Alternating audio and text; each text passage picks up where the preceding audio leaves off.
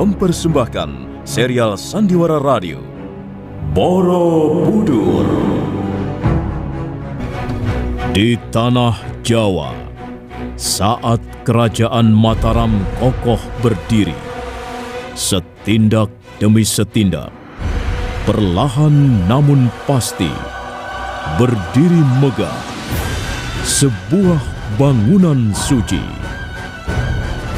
Borobudur diangkat dalam serial Sandiwara Radio dengan kisah Kabut Pelangi di Mataram. Naskah karya Edi Dosa, ide cerita Pinandita dan S. Tijab. Para pelaku Petrus Urspon sebagai Gunadarma, Bambang Suryo sebagai Busutarai, Insan Kautsar sebagai Risang Janaka, Nugraha sebagai Busudandai, Novi sebagai Kencana Jingga, Desi Indah sebagai Gandu, Devi Kurnia sebagai Dewa Kinara, Dewi Ayu sebagai Diah Lokapala, Wiwi sebagai Dewi Manohara, Elias sebagai Purnawijaya. Dibantu oleh Ari, Guritno, Ashari, Edi Juni, Rifki, Pripanggi, Sulis, Teti, Arif, Eni, dan sederet bintang sandiwara radio lainnya. Pembawa cerita Asdi Suhastra, sutradara Edi Dosa.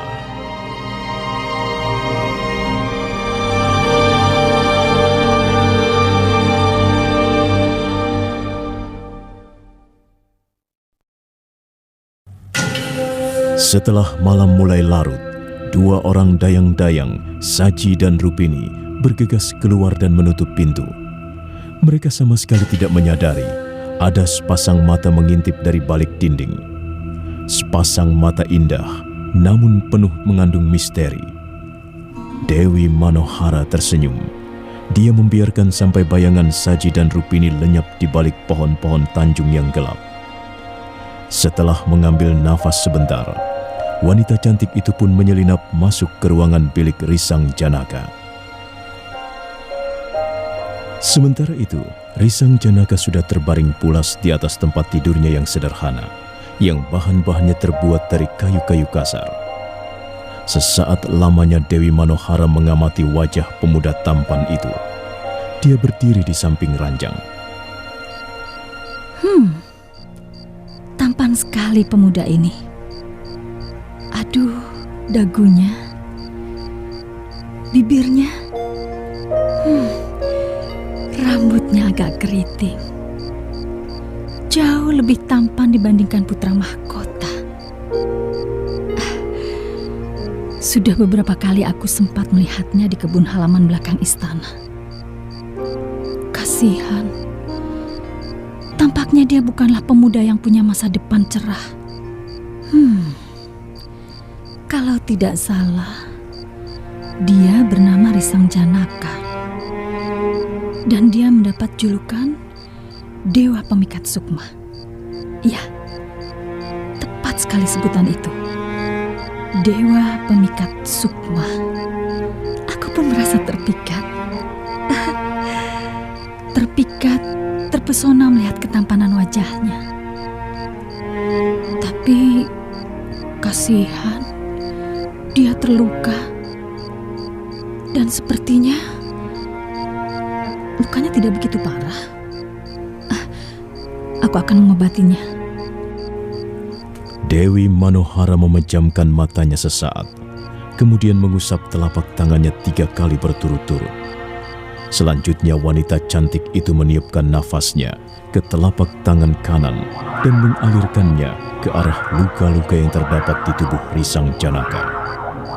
Aneh sekali, perlahan-lahan luka itu dan juga bekas-bekasnya lenyap bagaikan tertiup oleh angin ajaib. Siapa kau? Kita memang belum pernah bertemu. Kita belum saling mengenal. Tapi aku sudah tahu namamu.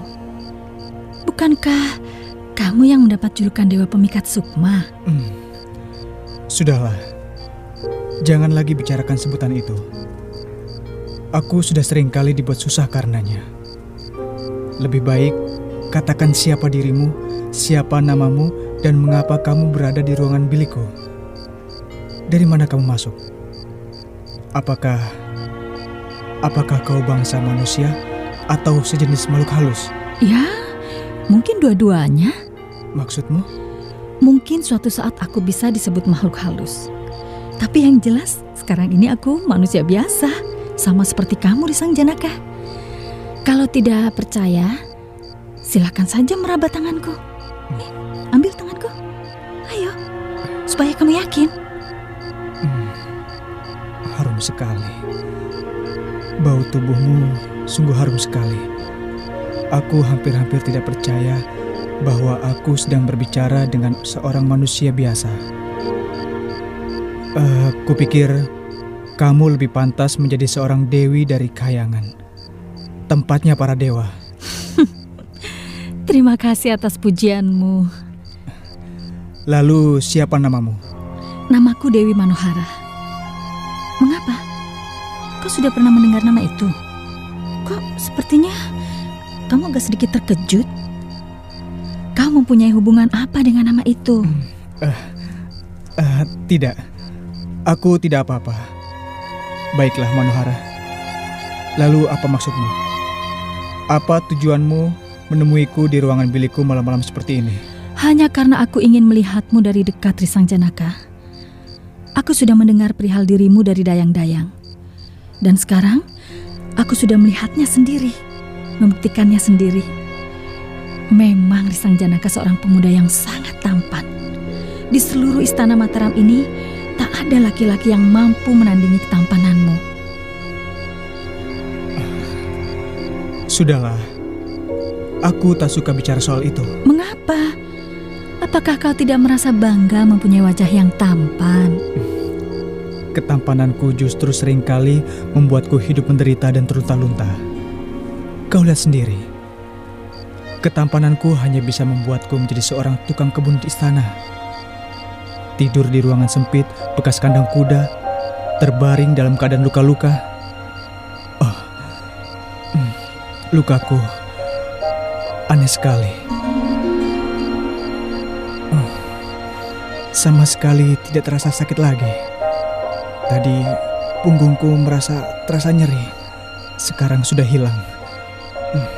Tidak terasa sakit lagi. Dan kakiku juga tidak terasa ngilu.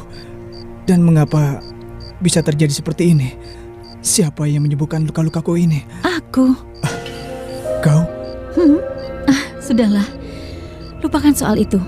Suatu saat nanti aku akan menjelaskannya. Suatu saat nanti? Jadi, apakah kita masih akan bertemu lagi? Maksudku, apakah kau punya niat menemuiku lagi? Tentu saja. Aku bahkan akan sering kali menemuimu, Risang Janaka. Tapi kau harus hati-hati. Ada banyak penjaga berkeliaran di sekitar tempat ini. Jangan sampai mereka memergokimu. Juga seringkali ada dayang-dayang yang datang kemari. Kalau sampai mereka tahu kau ada di sini, wah, nasibku bisa lebih celaka lagi. Pasti Pangeran Dewa Kinara akan membuatku babak belur lagi. Atau bahkan mungkin akan menyiksaku lebih kejam lagi. Kamu tidak usah khawatir, anak tampan. Aku bisa menjaga diri. Tentu saja aku tidak akan berlaku bodoh sehingga orang-orang itu akan bisa memergokiku. Jangan takut. Aku akan menyelinap kemari pada saat suasana sedang benar-benar aman. Nah, Risang Janaka, untuk sementara sampai di sini dulu ya pertemuan kita. Aku harus segera pergi. Tunggu.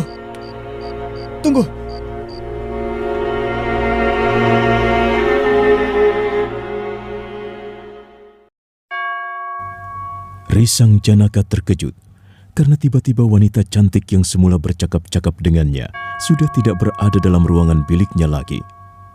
Entah dari mana dan bagaimana caranya Dewi Manohara dengan sebuah gerakan yang sangat cepat, hanya dengan mengibaskan pakaiannya, tiba-tiba sudah keluar dari ruangan biliknya.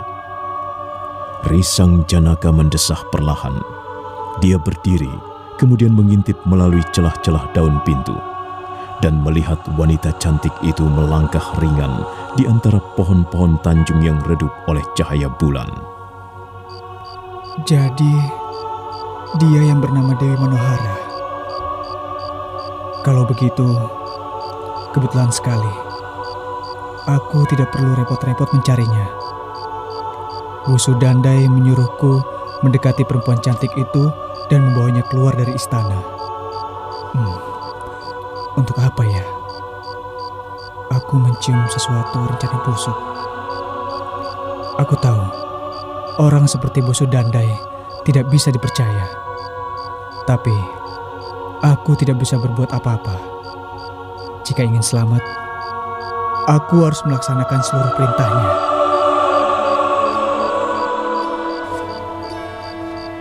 Aduh, baru kali ini aku melihat seorang laki-laki tampan seperti itu. Senyumnya, matanya, bibirnya, aduh, pantas dia mendapat julukan Dewa Pemikat Sukma. Awas, nanti Rupini marah loh. Kenapa marah? Masa kamu tidak tahu? Hampir semua dayang-dayang tahu. Sudah menjadi rahasia di istana Kaputren ini. Rahasia umum bahwa Rupini sudah ngebet sekali sama Dewa Pemikat Sukma. Wah, kalau aku punya suami seperti Risang Janaka, aku sekap terus dalam kamar. Disekap terus dalam kamar biar matang ya.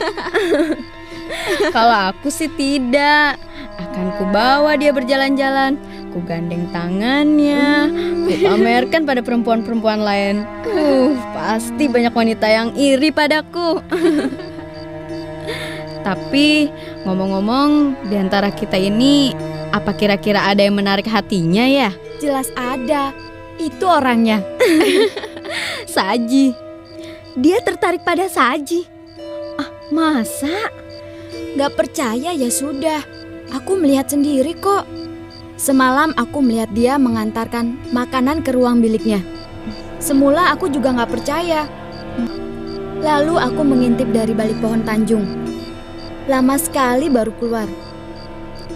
Apa saja yang mereka kerjakan di dalam ya? Dasar perempuan gatal.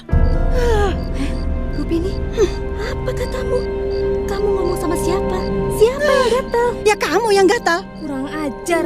Kalau aku gatal, kamu lalu apa Rupini? Hah? Kamu apa?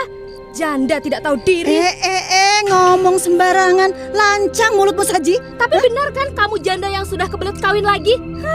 Tapi tidak ada yang mau sama kamu. Tidak laku. Sebentar lagi kamu busuk. Awas ya, nanti tak gosok mulutmu pakai batu. Memang aku janda, tapi lihat penampilanku. Nih, masih kencang. Pipiku juga masih kencang. Semuanya masih kencang dibandingkan kamu, perawan peot, perawan tua, kisut. Dasar perempuan lacur. Kamu yang pelacur, perempuan murahan, wanita jalang. Sudah. Jangan bertengkar. Ya, malu rebutan laki-laki. Diam kalian, jangan ikut campur. Hei Saji, perawan tidak laku. Sini kalau berani. Apa yang kau takuti? Mau ajak gelut? Ayo, sini. Tak keruas mukamu. Sini, tak jambak rambutmu. Kurang ajar ya. Aduh, awas ya. Aku balas kamu.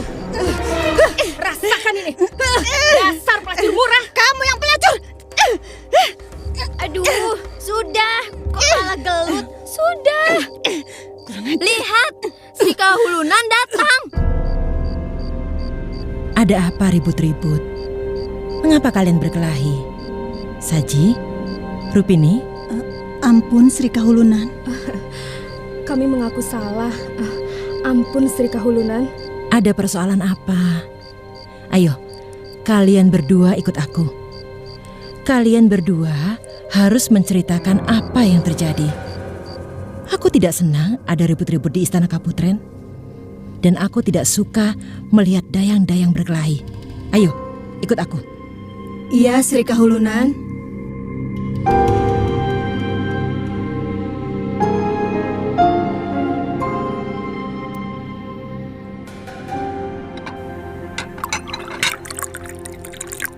Silakan duduk Tuan Gandawiyuha. Terima kasih Tuan Putri Rakaiwatan. Silakan diminum. Iya. Ini ruangan bilik pribadi saya, Tuan. Bagaimana menurut pendapat Tuan? Apakah hiasannya cukup indah dan serasi dengan keadaan ruangan? Ya, cukup indah. Mungil tapi indah. Sama persis dengan Tuan Putri Rakaiwatan. Mungil tapi indah. Tuan Gandawiyuha ini suka menggoda saya ya. Saya mengatakan apa adanya. Menurut saya kata-kata Tuan hanya sebuah rayuan. Oh. Saya seorang pendekar. Saya tidak bisa merayu perempuan. Maaf, apa Tuan sudah punya keluarga? Atau punya istri atau anak maksud saya? Kalau saya punya keluarga, saya tidak akan berada di sini bersama Tuan Putri Rakaiwatan. Tidak. Sampai usia saya yang berkepala 5 ini, saya belum pernah punya istri. Saya tidak punya pengalaman berkeluarga. Mungkin saya terlalu kaku menghadapi perempuan. Saya lebih cenderung mengatakan Tuan terlalu sederhana dan lugu. Dan itu bukan sifat yang buruk. Wah, sekarang Tuan Putri memuji-muji saya. Bukankah Tuan cukup pantas mendapat pujian itu?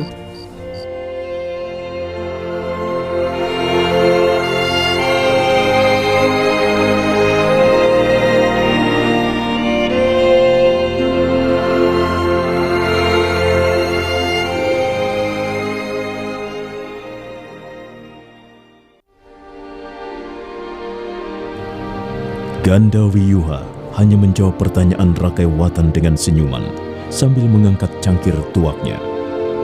Sesaat suasana hening. Gandawiyuha tidak segera pamit pergi karena dia tahu wanita cantik di depannya belum selesai mengajaknya bicara. Nah, bagaimana kisah selanjutnya? Saudara pendengar, ikutilah terus serial Sandiwara Radio ini, Borobudur, dalam episode Kabut Pelangi di Mataram. Sampai jumpa.